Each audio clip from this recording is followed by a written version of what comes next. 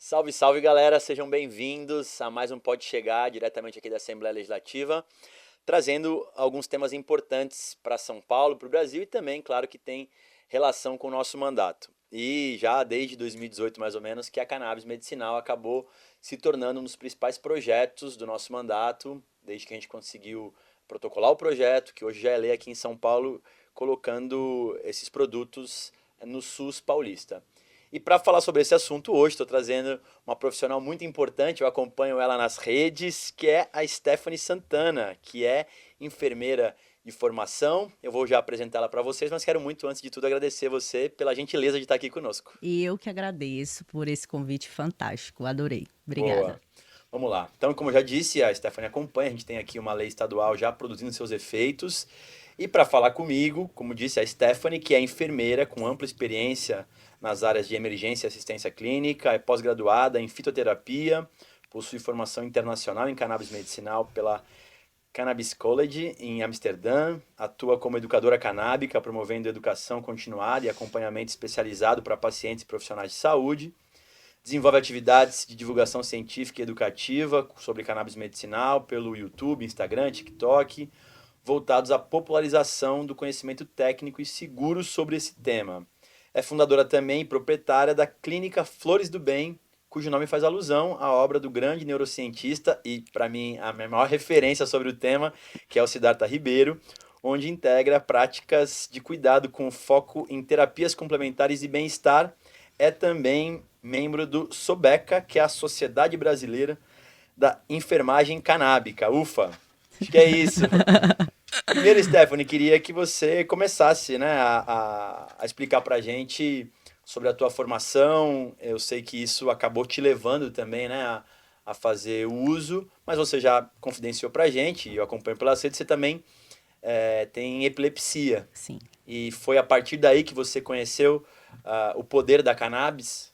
exatamente. Foi desse jeito que não precisava ser desse jeito, na realidade, né?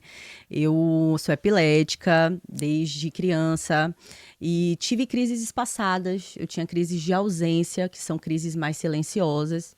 E depois que eu me tornei profissional da saúde, foi que eu comecei a entender o meu corpo, né? Estudando anatomia, várias outras matérias. E fui técnica e sou enfermeira, né, bacharel, e agora pós-graduada na área de fitoterapia. E tive vários problemas, né, dentro da minha vida, com a minha relação com os medicamentos que eu precisava tomar. E aí sim surgiu a necessidade de pesquisar algo mais natural, porque não estavam funcionando os medicamentos. Eu já tinha ido em alguns especialistas e tinha gostado de um senhorzinho assim, muito legal. Ah, E ele era um médico que eu confiava muito.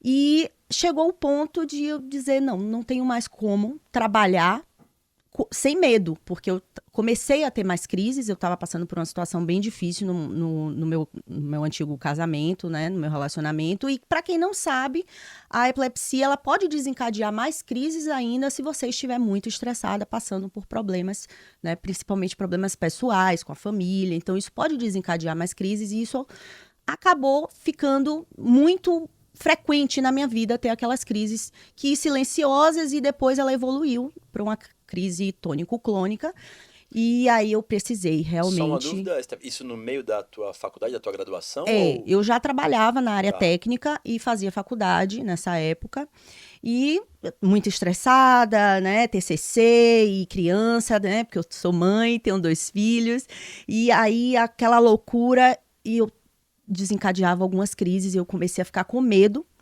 E aí pronto, aí eu disse, eu vou precisar pesquisar e achei um artigo científico, depois de muito procurar, que falava sobre a cannabis sativa, que era o anticonvulsivante mais antigo do mundo. Sim, e esse teu médico que você falou que você confiava bastante, ele também chegou a falar contigo sobre essa possibilidade? Não. Não, ele Não. não tinha conhecimento nenhum, fui eu que levei esse Tá. conhecimento para ele.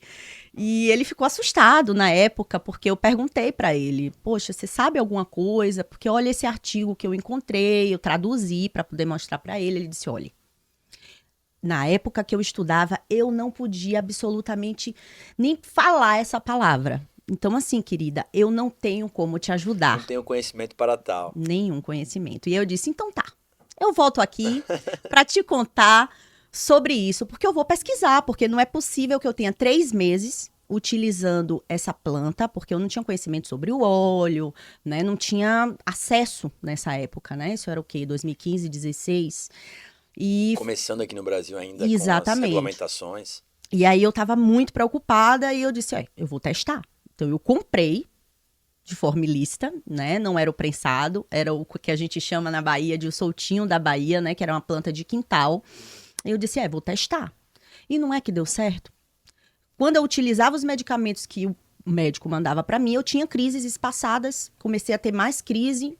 E quando eu utilizei essa planta, a minha mente parece que destravou. E eu disse, não. Como assim? Joguei os medicamentos fora, fui atrás dele para tentar ter um contato, mas ele não tinha como me ajudar. E eu disse, eu vou pesquisar isso, porque não é possível. Será que é só comigo? Não, não é possível. E a forma como você utilizou já também é diferente da tradicional, que pelo Sim, menos a gente acaba acostumando falar aqui que é o óleo. Você usou a planta mesmo a e planta mesmo. depois da forma vaporizada também, é isso? Então, nessa época não tinha Essa acesso possibilidade. aos vaporizadores, né? Hoje a gente tem consciência de que existem os vaporizadores e que em alguns países já é possível fazer a utilização dessa forma. E nessa época não tinha. Foi a forma realmente fumada da Sim. planta e eu fiquei sem crise e eu disse, nossa, tem alguma coisa acontecendo diferente comigo. E meio que abriu aquilo, sabe? Nossa, quantos epiléticos devem estar hoje sofrendo da mesma forma, né? E aí vem aquela estrutura de cuidado com outras pessoas. E eu disse, eu quero estudar isso para ajudar outros epiléticos, quem sabe? E aí foi que surgiu a vontade de estudar isso em países que realmente poderiam me fornecer esse conhecimento. É isso. Aí chegamos então a um ponto importante da nossa conversa, porque a gente sempre busca algumas referências internacionais sobre regulamentação, qual o melhor modelo, se o Brasil teria condições de produzir o seu próprio modelo. Bom, mas você foi para o Canadá Sim, e estudou lá e você pegou justamente o período em que o Canadá estava nesse processo de discussão também. Queria que exato. você contasse pra gente como é que foi isso. Bom, foi bem diferente, porque a visão que a gente tem aqui no Brasil, geralmente, é uma visão assim mais fechada para cannabis, né? E isso, graças, já está mudando, sabe? Graças a pessoas como você, enfim, pessoas que se colocam a tentar estudar. E foi isso que eu fui fazer. Só que quando eu cheguei lá, eu vi o mercado abrindo e um mercado assim promissor, muita gente querendo trabalhar, só que as possibilidades para pessoas como eu, imigrante, falava pouco inglês, então não tinha, né? Eu estava começando, estava entrando nesse mundo ainda. Quando eu percebi que as pessoas estavam completamente calmas, tranquilas, e olhe que lá faz muito frio, Frio demais. Tem um primo meu que morou lá. e o frio ele desencadeia processos depressivos em algumas pessoas, por isso que lá, quando eu fui morar, eu fiquei sabendo que lá o índice de suicídio, ele era muito alto, e depois que a cannabis ela passou a ser, né, estudada e mostrada para a população e sendo ensinada para as pessoas, isso mudou. Sim, tem períodos no Canadá, inclusive, que parece que as pessoas nem saem de casa, né, Stephanie? Por conta do frio mesmo, então você Exato. acaba ficando muito tempo em casa. E aconteceu isso comigo. Só que graças eu tinha a cannabis ali com mais fácil acesso do que outras pessoas, né? Então eu já conhecia algumas coisas. Lá eu não trabalhei com a planta, mas eu trabalhei na área de enfermagem com idosos. Você já tinha a formação Já, como enfermeira. já. Já estava formada e aí eu fui para fazer esse intercâmbio e eu acabei conseguindo trabalhar com a planta, né? Que Só legal. que trabalhei na área de Que ano enfermagem. foi isso, Isso Stephanie? foi em 2018. 2018. E lá, por exemplo, tem alguma diferenciação? No caso dos enfermeiros, eles podem, inclusive, prescrever também? Algo que aqui ainda não tem essa possibilidade. Lá, sim, já existe os enfermeiros canábicos, né, como eu chamo, aqui no Brasil. Aqui ainda não é possível, porque é necessário educar, né? Quando eu cheguei lá, provavelmente essa movimentação que a gente está fazendo aqui no Brasil hoje, ela já estava acontecendo bem antes no Canadá, para justamente a população ser informada sobre isso e os profissionais serem qualificados para que pudesse cuidar, né? O médico fazer também a prescrição, fazer o trabalho dele, mas o enfermeiro que tem esse papel do cuidado, de entender a rotina, de conversar mais com esse paciente, de, às vezes, acolhê-lo de Sim, um uma contato forma mais diferente. íntimo, né? Os enfermeiros têm esse perfil, normalmente, de ter ali um contato mais pessoal, mais Isso. personalizado com os pacientes. E só para fechar sobre o Canadá, você considera a regulamentação do Canadá uma das suas referências ou ainda não? Interessante. O modelo deles é interessante. Lá você pode comprar no governo, né? O governo ele libera uma senha para cada ID, né? Cada identidade você pode comprar pelo governo. Tem as licenças